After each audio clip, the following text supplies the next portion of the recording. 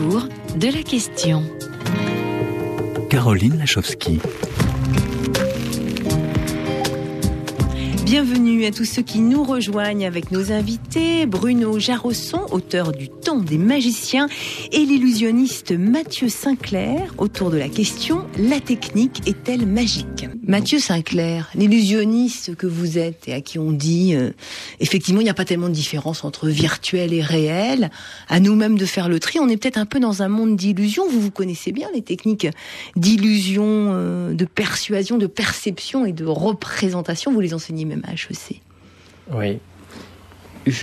Je pense, sans tenir de propos passéistes ou alarmistes, que si ces technologies peuvent être magiques, elles ont un coût que nous n'avons pas encore évalué, notamment les grandes organisations, qui est le coût de l'attention.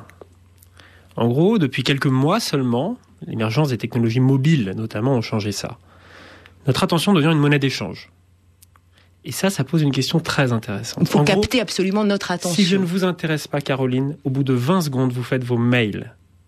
Je vais zapper, je vais passer à autre chose. J'ai trop de choses à faire. Exactement. On vient de le dire. On n'a pas le temps.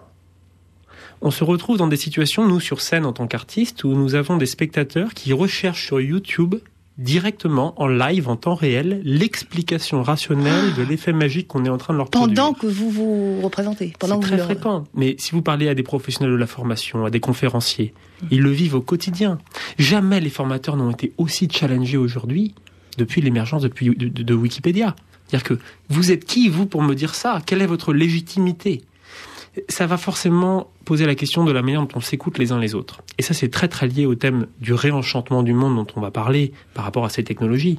C'est-à-dire que on peut vraiment souffler le chaud et le froid.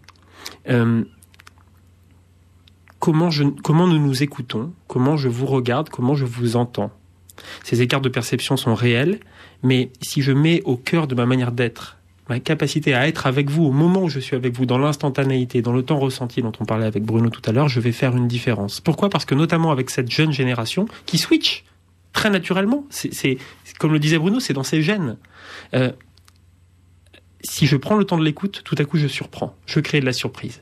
On n'a plus l'habitude de prendre le temps de se regarder, de s'écouter. Ça, c'est très intéressant. Mais qu'est-ce qu'il faudra ? Il faudrait en fait se servir de techniques peut-être d'illusion, de persuasion, ou bien soi-même avoir une forme de discipline intérieure qui dit « moi, je prends le temps d'écouter ça et je lâche tout le reste ». Comment faire pour attirer l'attention, puisque finalement, c'est l'attention qui est en jeu aussi aujourd'hui, Bruno Jarosson. Oui, alors je pense que là, on est en train d'évoquer un sujet qui est très lié à la technique, qui est celui de l'écologie du temps. C'est-à-dire qu'effectivement, à quoi je consacre mon temps ? Alors il faut quand même, moi j'ai une idée là-dessus, c'est la question de la générosité, ce que Mathieu appelle l'écoute, c'est-à-dire être présent au présent. Ne pas oublier que le temps c'est le présent, et le présent c'est un cadeau, c'est-à-dire c'est un présent. Faire attention à l'autre dans la situation, ça, c'est tout autre chose. Et comme le dit Mathieu, cela surprend. Donc, l'écologie du temps, c'est faire du présent un présent.